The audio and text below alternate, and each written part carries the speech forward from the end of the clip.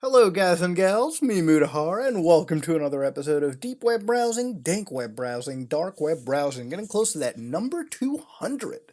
But until then, ladies and gentlemen, we have the random assortment of websites to browse this week. To capstone our lovely weeks off, ladies and gentlemen, we're going to browse some of that danker side. So let's see what we find this week. Hopefully, it's some really good stuff. But let's go into our very first website. It's like fucking 2 in the morning, okay? Where the fuck do you gotta be at 2 in the morning, okay? What fucking illegal street race is happening at 2 in the morning, civic guy, alright? Jesus Christ. Alright, I know your imaginary friends gotta fucking jerk off your Honda, okay? But Jesus Christ, I'm trying to record. It's gonna be a non-recurring, it's gonna be a recurring thing, dude. But here we got Matt Signs, Project Lucifer. Alright, God bless, dude. Alright, Project Lucifer. It's always great when you got a fucking YouTube video. Alright, it's gonna be one of them conspiracies. The Lucifer Project, NASA's secret plan to create a second sun in our solar system. Yet again. You had me at NASA, you lost me at create a second sun. Like, sometimes a conspiracy theory is so fucking outlandish, I wonder. But okay, I mean, we can't even fly into space and shit, like, properly. I mean, we can't faster than light travel, okay? We can't Mass Effect light, but you tell me we're gonna make another sun? Sure thing, brother. Published on January 19, 2014. Will the Cassini space probe be used as a nuclear trigger to ignite Saturn and terraform its moon for human colonization? Bro, we're not even at Mars yet. Where the fuck did we go from Mars to Saturn? Saturn is like far away, dude. The paper titled The Lucifer Project has recently emerged, which confirms that NASA is very likely to deliberately direct the Cassini space probe into Saturn's dense atmosphere where it will destruct. That reminds me of what, like, Japanese, like, JAXA, or how do you pronounce it? JAXA? Yeah, so Japanese, the Japanese NASA equivalent, right? JAXA actually like fucking launched I want to say like it was some warhead or like copper missile, something into an asteroid to blow it up so they can see what the inside of it looked like. Something about finding like original like life matters or something like that. It actually reminds me a little bit of that. So yeah, that happened. The paper authors contends that there will be a secret effort to use Cassini's plutonium fuel rods as a fission device to generate a runaway nuclear fusion process on Saturn that would trigger. Sorry, I think that was the bullshit kicking up for a second. Okay, sorry. I just had these allergies, you know? The new sun would enable the moons of Saturn to be heated, possibly making them suitable for colonization and other uses by humanity. On the other hand, the creation of a new sun would generate a shockwave of hydrogen and other particles that could have devastating effects on Earth. In order to fully evaluate the radical views presented in the Lucifer Project, that's like the edgiest name for a project, by the way, it is best to begin with Richard Hoagland's analysis of the Galileo space probe's controlled descent into Jupiter's equatorial region in 2003, where it was destroyed in a similar manner to what is projected for Cassini. Isn't like Jupiter fucking way bigger than Saturn? If you did the exact same fucking shit there and it didn't happen, come on now, okay? Jesus. Did NASA accidentally nuke Jupiter? I mean, it's the first time America's used a nuke. I mean, let's be fucking real here. Come on now. Jupiter in Transition from 2010, the movie 1984. What? That's from the movie 1984? From 2010, the movie. Is that like one of them disaster movies? Get out of here, bro. Alright, so let's go down over here. 2010 Odyssey, Jupiter Ignition, final scene. All these worlds are yours except Europa. Attempt no landing there. That's what we got over there? No, bullshit, I don't believe it. So, the Lucifer Project. This is the documentation and study of the feasibility of creating a sustainable fusion reaction from an initial fission reaction on Saturn caused by a significant quantity of plutonium-238 being inserted deep into the atmosphere. So, like, what are they trying to do here? Okay, from what I'm getting is that they're trying to create obviously the second sun. So what is it for? For another energy source? The thing is, if you create another sun, and, okay, look, I'm just saying, if you had one more sun, right? Would that not fucking double the amount of greenhouses you were getting? I don't know, man. Like, if you're gonna make another sun, right? I get you have some cool little idea, but it's really not gonna work the way you expect it to. You know what I mean? Like, to send a probe out, one initial spark is not going to create Saturn into another sun. You know how much fucking shit blows up in Saturn anyways? You know how much shit probably goes there on a daily basis without human intervention and a second sun hasn't kicked up? It's not a fucking star. It's a gas giant as far as I know. Like, as far as I know, Saturn is Is it gas? I think it's mostly gas, right? I know Jupiter is mostly gas. I'm not so sure about Saturn, but the amount of shit that probably kicks in there, you would think it would have happened. NASA doesn't need to be involved, but okay. So there are a few people in the world who, with endless imagination, creativity, and union with massive resources and high technology, have been playing God and secretly experimenting with changing the makeup of our solar system. What are we going? Is it fucking Deus Ex, the Solar Chronicles? There are not too many plans conceived that could be greater than creating a new star. One could almost claim godship upon success. I, only in our society can we nuke a fucking planet and say I'm basically God at this point. Okay, I'm not saying that I am, but I'm basically there. And of course, what conspiracy theory would be free without mentioning Freemasonry? Symbology has strong ties to it. It's very similar to the Manhattan Project. I'm a little fucking back to doubt. Star. Okay, so now we're giving a definition of a star. Awesome. Okay, thank you. That's great, dude. That's amazing. Cassini fuel cylinder. So this is basically the initial consider this a explosive that they're going to use necessarily on it. So that's where the plutonium is contained, for instance. And as soon as it hits, it creates fission, and that apparently will lead to a new star, which I would say could definitely screw the Earth over. Okay, that would be irreversibly spooky. Okay, we'd probably be gone in no time at all. Just saying. Our atmosphere is constantly regenerating to restore itself to the normal state. There have been traumatic periods, of course, when the atmosphere was under stress from the outside and from within, but the Earth has always recovered. That's actually really true. You could have almost anything happen to this good old bad boy we call Earth, and it probably comes back, just strong enough at this point. The Earth has a tendency to heal itself. I'm also getting Horizon Zero Dawn flashbacks. Really awesome game, by the way. Definitely go play it for sure. That was a total tangent off into it. But a bit about Lucifer. Why is creating a star known as the Lucifer Project? The potential star name was first dubbed Lucifer by A.C. Clarke in the novel 2010. Lucifer is less of an actual deity and more of a concept representative of several ideas. Here, Lucifer literally light bearer. Okay, that's great. We get basically all the origins to it. So it is essentially a website covering this NASA document that apparently leaked that explains that they're going to nuke Saturn into turning it into a place for us. Here's the thing. There's a lot of conspiracies I can end up believing in my lifetime for sure. But if you're gonna tell me you can blow up Saturn, we might have to rethink about what we're talking about. You know what I mean? But hey, it hasn't happened yet, and I doubt NASA is going to do it. I don't think they have nearly enough funding as this paper is trying to toss into it. But hey, you know what? I go by a saying. All right. There are things that I can what is that saying? It's like believe half of what you see or none of what you hear, something like that. I actually go by that saying pretty well. The world is an ever-changing place, and maybe this exists, maybe it doesn't, but I'm gonna need a little bit more proof, or maybe it happening right in front of my eyes for it to really be as effective. I don't know, but let's go somewhere else. Oh man, Alamau Forum. The best thing about aliens over here is you got that crap tier JPEG in the background. Now, you know what? I'm a big alien guy myself. I think today's episode may just fucking be aliens. I don't know. But here you've got the Alien Forum, which is coming with alien facts. Pretty big claim, don't you think, right? But there's a Dank website. Or you got people talking about alien races, alien races. Top 10 celebrities have reptilian alien eyes. All right, with a clickbait BuzzFeed title like that, might as well open it up, dude. But scientists believe they've discovered a parallel universe, proving aliens with logic. All right, let's go do that. And why are space aliens always naked? Okay. I mean, sure, why the fuck not? Why not do that? Now, this actually takes us to a page called Onion Tube, which, if I can just open that real quick, just to check on my own terms, that's actually like a deep web onion page. You're kidding with me. So basically, it's like, why are space aliens always naked? And there's like a bunch of explanation to it. But I guess if all you wanted to see is it's this fucking image, you got Lil Mayo, all right, just laying down. I think he's had a little bit too much weed to smoke. Now, you got a lot of people analyzing this alien. Obviously, it's fucking fake. You can look at its chest.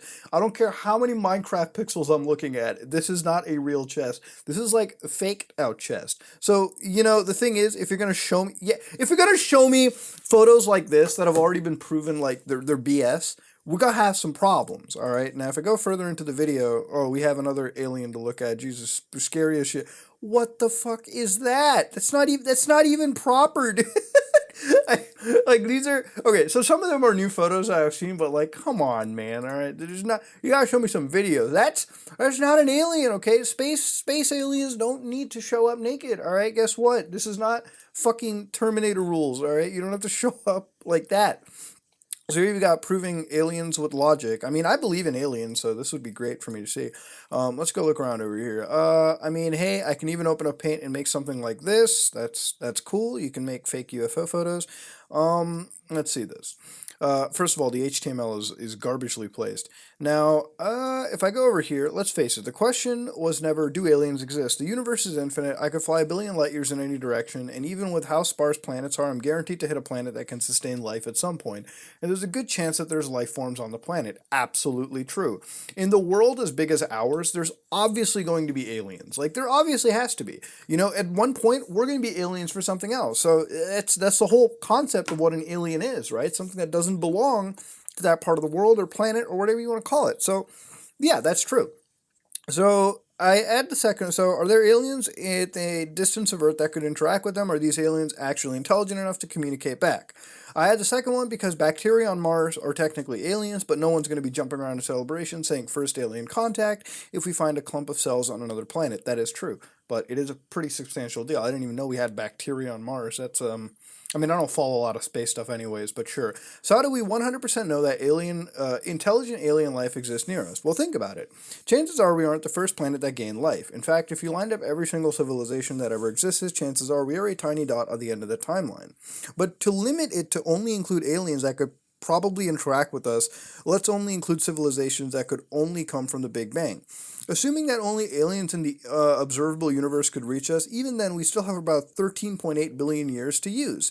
And considering life evolved basically by chance around 4.1 billion years ago, it's not difficult to imagine that it could happen elsewhere in that time period.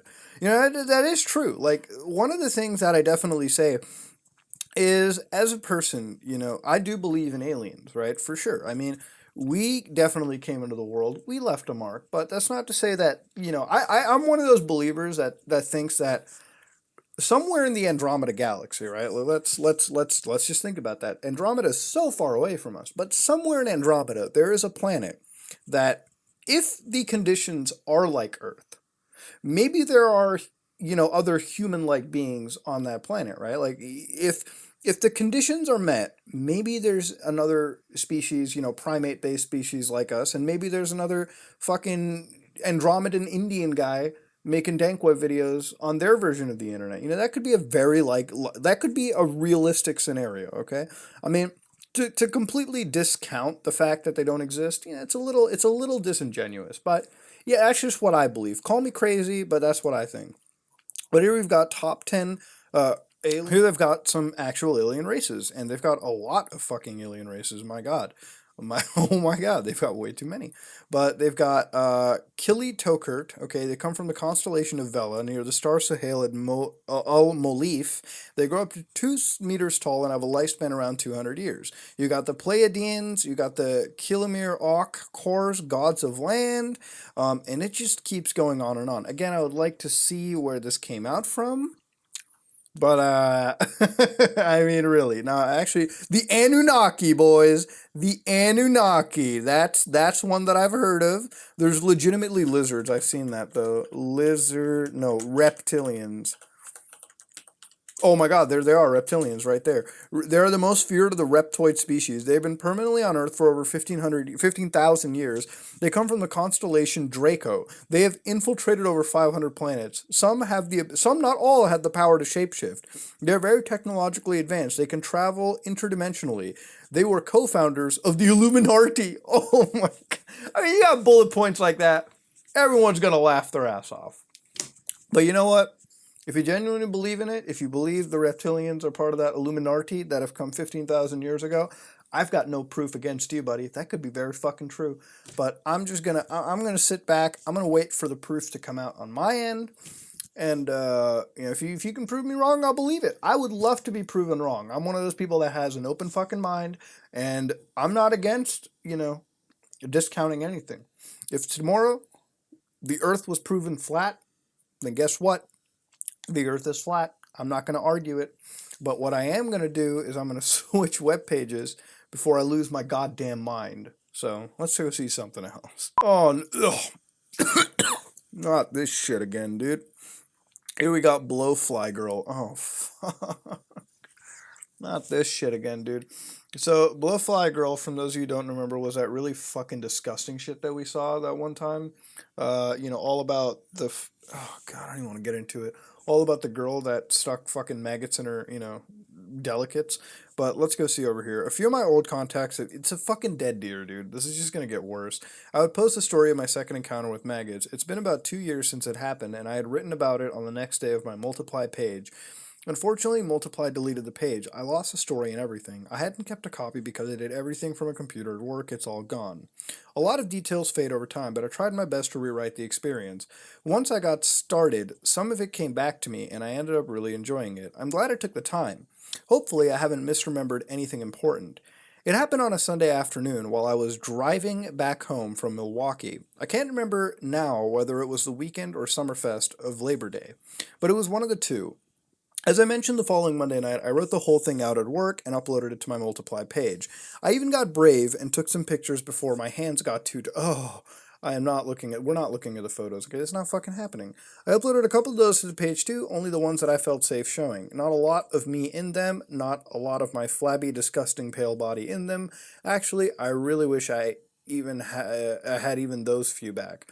Multiply didn't respond to my email when I asked. Anyways, I was driving home on some other highway besides I-94 because I expected there would be a traffic jam after the state line. Alright, I noticed a smell, a really bad smell. I knew it was a smell of something decaying. The smell got stranger, then faded away as I drove, but it kind of stuck in my nose. It stuck with me enough to get my imagination going. And after a few seconds, I made the mental connection between the odor, a dead animal, maggots, and all of a sudden, I was looking for a spot to turn the car around. It was a stupid thing to do, I know. But I didn't have anything specific in mind, just the idea. Why the fuck is it? Just stop, girl, okay? Just... Why would people do this? Some fetishes I cannot get behind. They're dangerous. She almost died last time. I really hope nobody's eating their fucking lunch right now, okay? I mean, I know Sunday's a day we gotta go to, church and shit, but, I, I hope you've made your peace with God right now, is what I'm saying. But, ever since I recovered from my dumpster adventure with Magus that put me in the hospital, I was not feeling very much like a good girl. Yeah, I mean... Fuck, dude, what's the family saying? Well, my imagination was getting ahead of me. At that point, I still didn't know where the rotting smell was coming from. There was a ditch and grass embankment along either side of the highway, a few patches of trees and cornfields. I knew from how strong the odor was that it had to be something nearby. I remember I was wearing a white hippie-like sundress with yellow and pink flowers on it. Why am I not fucking surprised? I knew the sandals weren't ideal for poking around in the tall grass, but I figured I wasn't going to try too hard anyways. Alright, let's go down to the real juicy stuff, right? For a few minutes, I tried to be sensible and force myself to just go back to the car and forget about it. I wanted to be good. I really did. I marched myself back to the highway. On the other hand, I thought, well, maybe it wasn't so bad just to look. Standing by the car, I figured I'd walk away once now. I could do it again. I noticed the canvas bag I left in my back seat, which had my beach stuff and my little camera in it. Maybe I could just take some pictures of whatever I found. I grabbed the bag and crossed the highway again to keep looking. After a few minutes of searching, it was pretty obvious to me that the smell wasn't coming from anything along the embankment. There was only one area left to search, and there I found what I had hoped to find, what I was afraid to find. At the corner of one of the cornfields, there was an old billboard. Alright, let's go down over here. The open belly of the deer was a huge mass of maggots. There had to be thousands of them, grayish-brown maggots, writhing and churning and filling every part of the open belly. Maggots even covered part of the ground on the side of the deer leaned towards, probably consuming whatever fluids that were oozing from the body. Little black beetles crawled along the maggots and dozens of flies around the carcass. I set my bag down and stood staring at the carcass, completely mesmerized. I felt myself beginning to feel really horny again. Oh, don't, fuck, girl, just go home. All right, just don't. This had to be one of the most disgusting, nauseating things I'd ever seen. I want this, I thought. I wanted to be its horror because I'm a depraved, filthy pig, and this is what I deserve. I have no choice. These are the thoughts I'm having while I continue to stand there with my mouth hanging open. Don't fucking do this. Don't stop now, I tell myself. Yes, just take some pictures and leave. I want to take some really close pictures of the maggots, but I'm afraid to kneel down because of my dress. Of course, I can't be wearing the dress I thought, it'll get dirty, and now I had my excuse to remove it. Within a few moments, I had taken all my clothes off. The sundress and my underwear were draped over the branches of the large bush. I laid my beach blanket on the ground next to the deer. It felt so erotic to be nude outdoors so near to this nauseating, stinking carcass. Christ. I took my picture of the deer and the maggots, some really close, and I took the remote off of my camera. Okay, let's just go down to it. This goes on and on and on, dude. But all right, let's go see this. Maggots were oozing out of me as I thrashed about. I did my best with shaking hands to cram them back inside. I clenched at anything beneath me, maggots, guts, even some of the little black beetles, anything to pollute myself inside even worse. I kept humping and humping against the carcass, unable to stop even if I wanted to. A new strong orgasm overcame me, making my head spin. As I climaxed, I let myself slowly fall forward. Okay. With my fat ass still humping uncontrollably against the rotting guts, I realized my face was now close to the deer's head. With my finger, I gently poked at the maggots infesting the deer's... Ah, God, not the eye, dude, what's wrong with you? Go! Just stop it! I could feel the maggots still moving, as violent as it had been. I had killed them all, infested inside and out. I didn't want the feeling to go away. I drove the rest of the way home with my beach towel covering my driver's seat. I had my fingers in my panties several times, playing with my clit and feeling the tiny monsters that continued to squirm between my legs.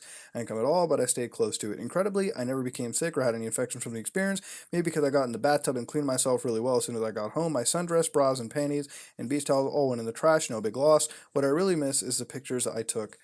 Okay, so that was Blowfly Girl, all right? And you got fucking people who's like, I want more. Hot, very beautiful story. Bravo. You people are fucking sick, all right? Every single one of you are just sick. Absolutely. This just turned me asexual. You know what? I don't think I don't think I have a sex drive anymore. After reading the second part of this, I'm done. All right. You know what? You know what, man? All right. Screw Bobs, screw Vegeni, screw PP. All right, it's all over. All right, because you know what we're gonna do? We're gonna fucking be good kids on a Sunday. We're gonna go to a nice, fucking healthy, normal Minecraft server and go somewhere else. And this is our Dank Web video of the week, coming in at 2 minutes and 45 seconds, ladies and gentlemen. So obviously we may not watch a whole bunch of this, but what I am going to do is I'm going to kind of skip through some of it. We're going to watch it, and we're going to see what we got over here. So we got a 2 minute and 45 second video. So let's see what we got going on ahead of us, and hit play, and see where we go. Okay, so we're filming in the deserts. All right, that's nice. We got that edgy music, filming in that desert. I got you. I got you.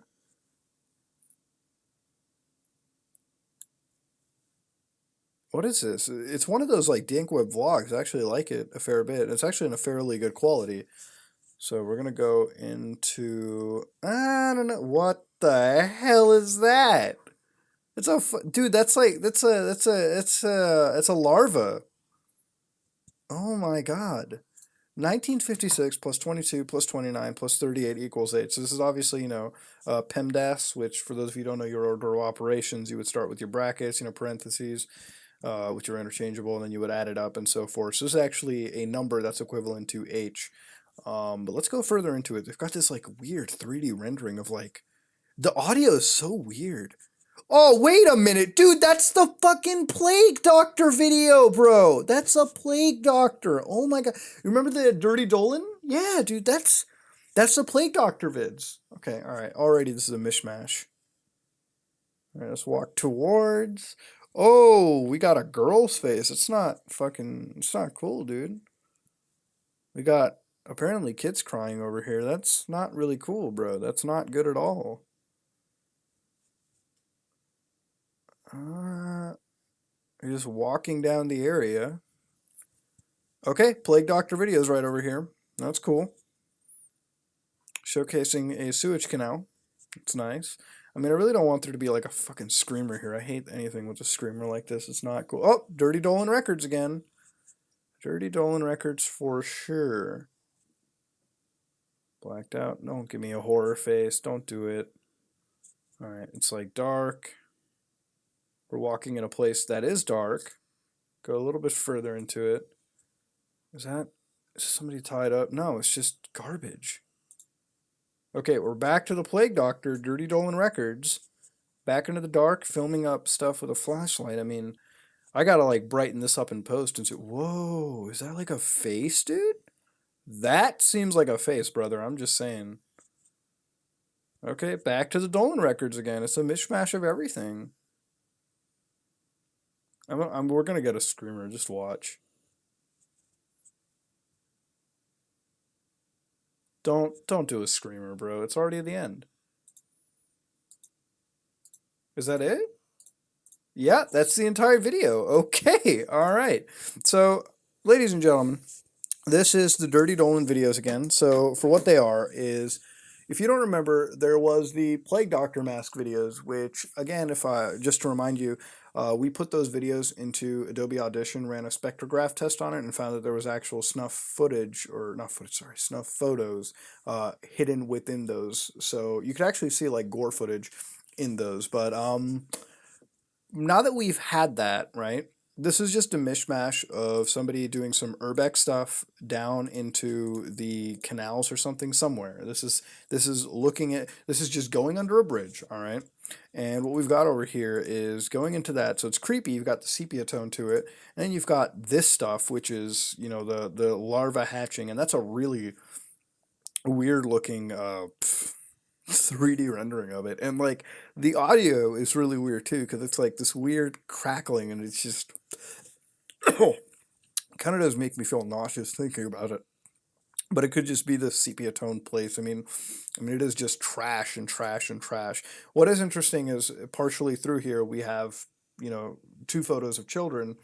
It is what it is. You know, we had those censored for sure, but there are photos of children. And then you have this. So whatever this is, I can't exactly prove what it is, but it's just walking in that dank, dirty, like underground, under the bridge, and seeing what you can see. And then you have sepia tone versions of the Plague Doctor videos, which I believe, if I'm not mistaken, these are slightly colored in for sure. But other than that, like, there's nothing more to it. It's a mishmash of, like, I would say 3 things plus an equation. Does it give me sort of the deep web vlog video vibe? Yeah, it does actually, and that might be the cool thing to it. Other than that, there's not much more to it than this stuff, ladies and gentlemen. So I guess let me know what you think about it. But honestly, the actual answer I can give you is whatever. You know what I mean? Like it's certainly out there, and it's certainly weird. But that's really all that I can tell you on it. It's got the equation, pictures of kids, 3 things really mixed up, and that's really about it. So it's most likely an edgy art project, but I mean, you know, in comparison to stuff we saw, pretty decent. But that being said, I'm gonna back out of it and go somewhere else. You know, we've got more alien shit, boys and girls. Physicist says mushroom cloud found on Mars proves aliens died in an ancient nuclear war. Alright, boys, let's see how this one fucking comes across, okay? So we got this brilliant image credit from YouTube, alright, of aliens flying over a nuked Mars, right? Now, this place is Outer Places, by the way, which, by the way, they're actually, I thought that was a Halo icon for a second, but anyways, Mars, the closest planet to Earth, is a barren wasteland. Well, that's not fucking nice, dude. Our neighbors aren't exactly the coolest people on the planet. You know, they don't exactly have much, but to call them a wasteland, it's pretty fucked up. The world has no atmosphere, and its surface is covered in dust and rock, but no traces of organic life. The big question is whether the planet has always been this way, or whether at some point in the past, there really were living creatures on Mars. You know, wake up, sheeple.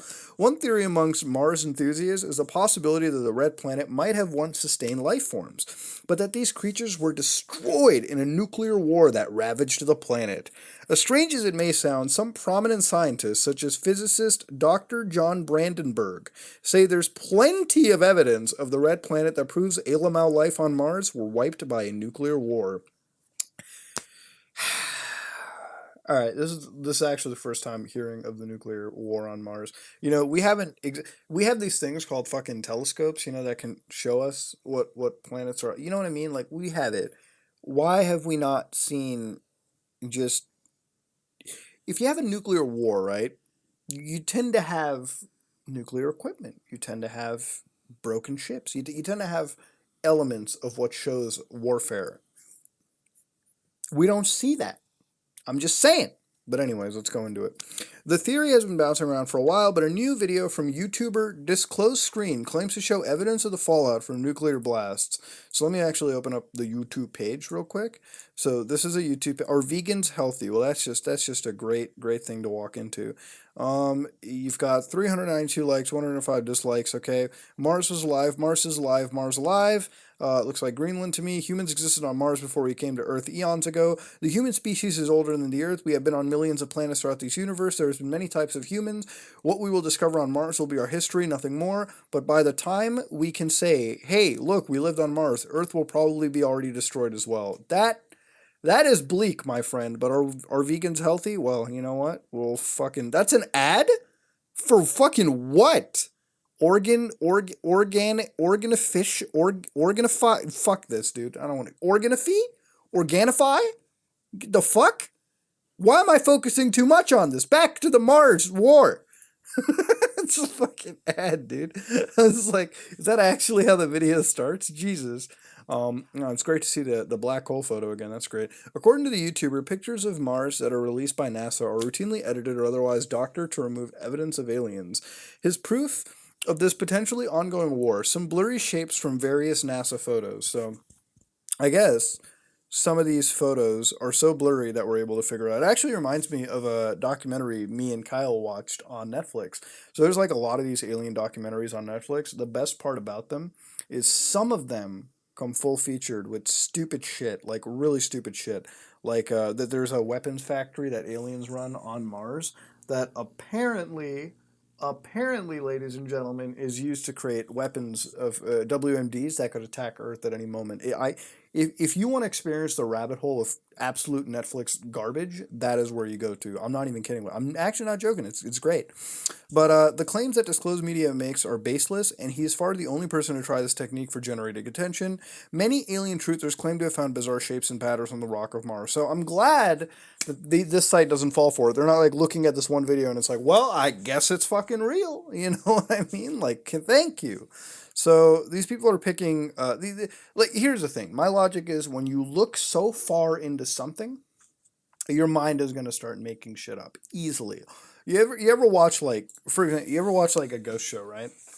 And like they tell you to zoom in, and I could draw a red line anywhere. Like I mean, I could draw a red circle like here, and you'd probably look so fucking into it that you'd be like, well, no shit, there might be something there. You know, your brain makes up a lot of stuff, right? Like your brain's overactive. Like you without even thinking, you're forcing yourself so overactive that it's not even funny. You can make up a lot of bizarre shit in your head. So seriously, try it. Honestly, try it. Try it. Try it on somebody you know, and see what they come up with. Disclosed Screen's findings aren't even the most compelling of these kind of claims. There are far more believable attempts to find patterns in the Martian rocks for other conspiracy theorists. So they've got other photos. That one actually looks kind of interesting. If that's like a fully real photo, like yeah, maybe I can believe that there's some fucking weapons factory on Mars. But I don't know, dude. That being the case, we can probably forgive the occasional alien truther for getting overly enthusiastic about an oddly shaped rock when the rock is in question is 34 million miles away. You know what I mean? If some of this stuff is real, I need proof. Like I said, man, I'll believe it. If you give me 100% proof on it, yeah, I'm gonna believe it. Right? I'm gonna repeat it to everyone else. But I'm one of those factoid type fellers. But that being said, though, we're gonna back out and we're gonna go somewhere else. Hopefully, you know, besides the A Lamaux, I don't know. How to spot a spy. All right, dude, you want to do some counterintelligence work? Well, today's Dank Web video will teach you how to be a counterintelligence agent any day of the week, ladies and gentlemen. I mean, Hey, if I can help you figure out some stuff, I'd be down to do it any day. But anyways, one way to neutralize a potential activist is to get them to be in a group that does all the wrong things. Why? The message doesn't get out. A lot of time is wasted. The activist is frustrated and discouraged. Nothing good is accomplished. FBI and police informers and infiltrators will infest any group they have phony activist organizations established. Their purpose is to prevent any real movement for justice or eco-peace from developing in this country. Agents come in small, medium, or large. I'm glad that they don't have fucking size shaming. They can be any ethnic background. They can be male or female. Oh, this was written before a certain period of time. The actual size of the group or movement being infiltrated is irrelevant. It is the potential the movement has for becoming large, which brings on the spies and saboteurs. The actual size of the group or movement being infiltrated is irrelevant. It is the potential the movement has for becoming large, which brings on the spies and saboteurs. Okay, we already read that. I'm sorry for that. The booklet lists tactics agents use to slow things down, foul things up, destroy the movement, or keep activists. So if you're running like in a group like this is a book devised for you to find a government spy hiding within it. So dividing the movement, that's true. All right, to get control, the agent will tell the activist, you're dividing the movement. Here I have added the psychological reasons to why this maneuver works to control people. It invites guilty feelings. Many people can be controlled by guilt. The agents begin relationship with activists behind the well-developed mask of dedication to the cause. Because of their often declared dedication, when they criticize the activist, he or she, being truly dedicated to the movement, becomes convinced that somehow any issues are their fault. This is because a truly dedicated person tends to believe that everyone has a conscience and that nobody would dissimulate and lie like that on purpose. It's amazing how far agents can go to manipulating an activist, because the activist will constantly make excuses for the agent who regularly declares their dedication to the cause. That is actually really fucking true. Like I've seen that on a first-hand basis, not like a spy or whatever, but like when somebody genuinely is passionate and believes in what they're doing, like they will defend, they will become irrational to everything else. Like if you're an outside person looking in on that, you can tell it immediately. And if you start calling them out on it, they won't fucking believe you. They'll just, they'll go on their own way, or it can even turn hostile, right? It is designed to enhance the activist's self-esteem, his or her narcissistic admiration of his or her own activist altruistic intention increase as he or she identifies with and consciously admires the altruistic dedications of the agent, which are deliberately set up to mirror those of the activist. So this is how, like the FBI would be invading and talking in and basically trying to be buddy-buddy with everyone around them, which is really fucking freaky to think about, you know what I mean? Deep inside, their own dedication to the cause, they will project that onto the agent who is mirroring them. The activist will be deluded into thinking that the agent shares this feeling of identification and bonding. In an activist social movement setting, the adversarial roles that activists naturally play vis-a-vis the establishment government fosters ongoing processes of intrapsychic splitting so that twinship alliances, I'm not going to lie to you guys, like fucking, it's late at night, 30% of that flew above my head, that's fucking cool. But let's go down over here. Some agents take on a pushy, arrogant, or defensive manner to disrupt the agenda, to sidetrack the discussion, to interrupt repeatedly, to feign ignorance, to make an unfounded accusation against a person. Calling someone a racist, for example, this tactic is used to discredit a person in the eyes of all the other group members. Yeah, throwing the race card out there might just work. So saboteurs pretend to be activists. He or she will write encyclopedic flyers, print flyers in English only, have demonstrations in places where no one cares, solicit funding from rich people instead of grassroots support, display banners with too many words that are confusing, confuse issues, make the wrong demands, compromise the goal, have endless discussions that waste everyone's time. The agent may accompany the endless discussions with drinking, pot smoking, or other amusement to slow down the activist's work. Yeah, totally sabotage behavior right there. Provocateurs want to establish leaders to set them up for a fall in order to stop the movement. Suggest doing foolish, illegal things to get the activists in trouble. Encourage militancy. Want to taunt the authorities. Attempt to make the activists compromise their values. So what you have over here is somebody that wants you to do something so bad that it gives the feds or whatever the right to shut you down. That's, man, if I don't run anything like this, I'm just an Indian guy on the internet. But if you run something like this, these are well notes to be taken, right? But want everyone to sign up and thing in and sign everything. Ask a lot of questions, gathering data. Want to know what events the activist is planning to attend. Attempt to make the activist defend him or herself to identify his or her beliefs, goals, and levels of commitment. So recruiting. Legitimate activists do not subject people to hours of pervasive dialogue. Their actions, beliefs, and goals speak for themselves. Groups that do recruit are missionaries, military, and fake political parties or movements set up by agents. Always assume that you are under surveillance. At this point, if you are not under surveillance, you're not a very good activist. I mean, I guess that's true. So scare tactics. Such tactics include slander, defamation, threats, getting close to disaffected and minimally committed fellow activists to persuade them via psychological tactics. Okay, if the agent is exposed, he or she will be transferred or replaced. COINTELPRO is still in operation today with a different code name. Alright, so this is an FBI counterintelligence program stated purpose to expose, disrupt, discredit, and otherwise neutralize individuals who the FBI categorizes as opposed to national interests. So, yeah, if you're the feds and you're working against them, this is a group that's dedicated to working against the feds when it comes to that. Now, look, I don't want to start no fucking law enforcement turf wars. Okay, I'm just your rando guy on the internet, dude. So what I'm gonna do is I'm gonna back out. This is how to spot spies, and I'm gonna go somewhere else. And ladies and gentlemen, that was another episode of Dank Web Browsing, Deep Web Browsing, Dark Web Browsing, the part of the week where we take a look at that danker side of the internet. So this week we've seen plenty of Alamau related stuff, some conspiracies, a video that was interesting to watch, I would say. I think it's a mishmash of everything. Once again, though, ladies and gentlemen, interesting week as always. If you do happen to own the video, I should be saying this from now on, definitely get in touch with me, give me some proof on that, and I guess I'll give you credit for sure, as much as I can, absolutely. Those in them, I say that to almost any video maker out there. If you ever watch your Danko video, let us know. But that being said, ladies and gentlemen, that was another episode of Dank Web Browsing. Interesting stuff, conspiracy laden this week for sure. But I'm going to leave you adieu. Thank you for watching. If you like what you saw, please like, comment, and subscribe. Just like if you dislike it, I am out.